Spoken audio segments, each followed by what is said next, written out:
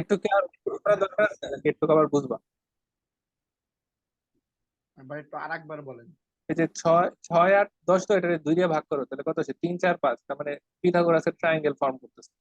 তার মানে এই যে জি এই দৈর্ঘ্যটা বুঝতে 10 পেরেছি। অতিভুজ হবে, আর বাকি রশি তিনটা 6 আর 8। ঠিক আছে, সেজন্য যে 90 ডিগ্রি আমি ইচ্ছা করে আছি, 90 ডিগ্রি। আর এই যে ওজন তো ঠিক একদম নিচে বরাবর কাজ করে, এইটার একটু উপরের দিকে বর্ধিত করলে বলছে এটা এই 10 সমদ্বিখণ্ডিত করবে, 5 5 মধ্যবিন্দু দেওয়া যাবে। 20 পাউন্ডের এটা, ডাব্লিউ হইতেছে 20, রশির দুই প্রান্তে বাধা আছে, ঠিক মাঝখান দিয়ে যায়। ঠিক আছে, এরূপ ভাবে স্থাপন করা হলো, বলছে যে এই দণ্ড ঠিক মাঝ বরাবর কাজ করে। রশির টান বাই করো, তার মানে এই যে টান বাই করো, T1 আর T2 বাই করো। বুঝা গেছে? তাহলে T1 ডিভাইডেড বাই বাকি দুইটা ফোর্সের মধ্যবর্তী কোণ। বাকি দুইটা ফোর্সের মধ্যবর্তী কোণ কোনটা? এইটা।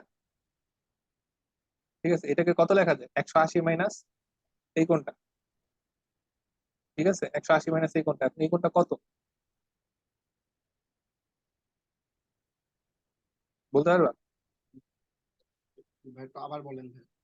T1 ডিভাইডেড বাই বাকি দুইটা ফোর্স, T2 আর ডাব্লিউ এর মধ্যবর্তী কোণ হইতেছে এইটা। এই কোণটারে কি জি লিখতে পারি? সাইন 180 মাইনাস, এটারে যদি থিটা বলো, সাইন সাইন একশো 180 আশি মাইনাস থিটা। জি লেখেন। T2 ডিভাইডেড বাই বাকি দুইটা সাইন ফোর্সের মধ্যবর্তী কোণ হইতেছে, এটারে মনে করো আলফা বলো। তাহলে এই যে এই কোণটা কত? 180 মাইনাস আলফা। 180 মাস আলফা। না বুঝতে বলো এটা। হ্যাঁ ভাই এগুলা আপনার sine theta W divided sine by alpha হয়ে। T1 আর T2 এর মধ্যবর্তী কোণ সাইন 90 ডিগ্রি। তাহলে T1 divided by sine theta, T2 divided by sine alpha, W. এখন সাইন থিটারে কি লিখতে পারো? সাইন থিটার ভ্যালুটা কেমন বাই করবা?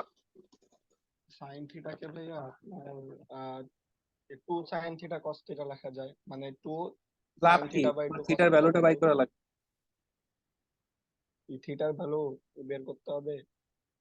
আহ উম, ভাইয়া আপনার হচ্ছে T1 ও আপনার ওই পাশেই করে দিয়ে আপনার সাইন ইনভার্স করে দিলেই তো বের হয়। সাইন থিটার ভ্যালুটা এখান দিয়ে বাই করা লাগবে, এখান থেকে কেমনে বাই করবা? তোমার তো T1 এর ভ্যালু বাই করা লাগবে। ও আচ্ছা। আচ্ছা ভাইয়া এই সাইন থিটা সমান সমান তো আপনার হলো লম্ব বাই অতিভুজ, তো ওটা দিয়ে কি হবে ওটা দিয়ে? লম্ব যদি বুঝছো, এটা কি 90 ডিগ্রি আছে এই ত্রিভুজের মধ্যে কোনো? এ, এটারে বি, ও এটারে বাবু, যদি সি বলি, এটা যদি ও না না বলি। 90 ডিগ্রি তো কিন্তু দেখো, নাই। একটা এটারে আমরা কি আঁকতে পারতাম? একটা বৃত্ত আঁকতে পারতাম।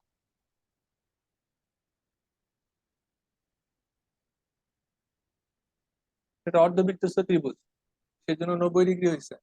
কেমন বুঝলাম অর্ধবৃত্তস্থ?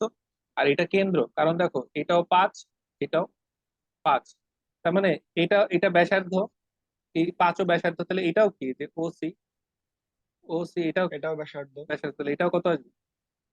এটাও 5 5। হবে। তাহলে এটা কি ত্রিভুজ হলো? এই ও সি বিটা কি সমদ্বিবাহু ত্রিভুজ হলো না? হ্যাঁ ভাইয়া সমদ্বিবাহু ত্রিভুজ হলো, তার সমদ্বিবাহু। মানে এটা যদি থিটা হয়, এটাও কত আসবে? আচ্ছা ভাইয়া এখানে তো আপনার এই থিটাটা তো আপনার হলো 45 ডিগ্রি না? না, 45 ডিগ্রি না। এটা কি 45 ডিগ্রি? কে কে বলছো তোমার এটা 45 ডিগ্রি? ভাইয়া আপনি তো ই আপনার হলো বাহু বিভক্তি করলেন না, এই যেমন হলো 10 থেকে হলো দুইটা হলো 5 হ্যাঁ, 5 10 করলেন। 5 5 হলে এটা এটা 45 কেমনে হয়? তুমি তো আবার জ্যামিতি, তুমি আবার ছোট ক্লাসে যে ভর্তি হয়, এটা কেমনে 45 হয়? না ভাই আমি আমনেই করলাম, মানে আমি এমনি করলে কি বললাম হয়? আর কি। এটা কত আসবে? থিটা কত আসবে? এটা যদি থিটা হয়, এটাও থিটা হয়, তাহলে কোণ কত আসবে? আপনার আপনার আহ কোণ তাহলে আপনার ধরেন যে বি ও সি সমান সমান 180 ডিগ্রি মাইনাস আপনার হলো টু থিটা হয়। 2 থিটা মিটার এনে লাভ কি? 2 থিটা এনে তো লাভ নাই। আমার তো থিটার ভ্যালু লাগবে, লাভ বিওসি এর তো ভ্যালু হতে হইলো 180 মাইনাস 2 থিটা, তাহলে লাভ কি হইলো? লাভ তো হইলো না ভাই। এটা দেখো, আমরা সাইন রুল অ্যাপ্লাই করবো ত্রিভুজের, ত্রিকোণমিতি মনে হয় কিছুই পড়ো না। এই যে এই 6 ডিভাইডেড সাইন বাই রুট। 6 এর বিপরীত বাহুর বিপরীত কোনটা? সাইন থিটা 6 এর বিপরীত কোনটা? এটা না? ইকুয়াল টু কত আসবে? জি ভাই। 2 আর, 2 ইন্টু আর, আর হ্যাঁ কত? টু আর 5, তাহলে সাইন থিটা কত 5 আসে? 3/5 সাইন থিটা আসে। আছে 3 বাই, হ্যাঁ 5 ভাই। টি1 কত কেটে আসে? করে দিচ্ছি। ডাব্লিউ হইতেছে 20 আর সাইন থিটা হইতেছে 3/5। 4 5 20, 3 5 12, এটা 12 আসে। এটা কি বুঝছো নাকি বুঝো নাই? হ্যাঁ ভাইয়া বুঝছি, এবার একইভাবে বুঝছি বুঝছি। এটা যদি এটা যদি আলফা হয়, এটা যদি 5 হয়, এটাও কত আসবে? এটাও আলফা আসবে। জি ঠিক ভাইয়া আছে, আলফা আসবে। তাহলে 8/, বিপরীত কোণটা হইতেছে এই যে এটা, 8/, বিপরীত কোণের সাইন হইতেছে সাইন আলফা। পুরা ত্রিভুজের, এ বি সি ত্রিভুজের ইকুয়াল টু কত আসবে? 2r। 2r মানে 10, তার মানে সাইন আলফার ভ্যালু কত? 4/5। 10 তাহলে একইভাবে টি টু ফোর এর বাই ভ্যালু কত লিখতে পারতাম এখান থেকে? 4/5 20 × 4/5, 16। 4/5 একটা হবে 12 আর 16। একটা হবে 16। দেখো মিলছে নাকি অ্যান্সার? অ্যান্সার মিলাও।